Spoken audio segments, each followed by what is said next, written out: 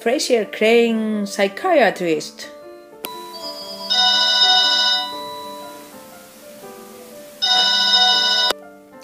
Good morning, Frasier Crane, Lifeline.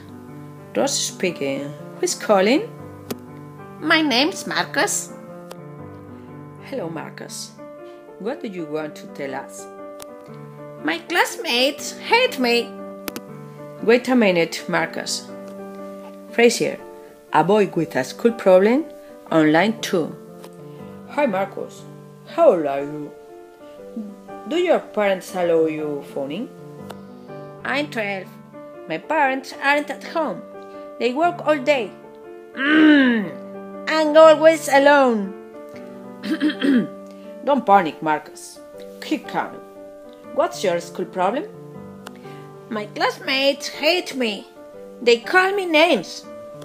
Marcus, pupils at school usually call names to each other. It would be better to say them you don't like it. That's all? Where did you study? Now I can understand why you are doing such a junk program. Fuck you. Wow, Frasier! He hung up the phone. He'll sometime be home. You know where you can find him. Ha ha ha ha ha!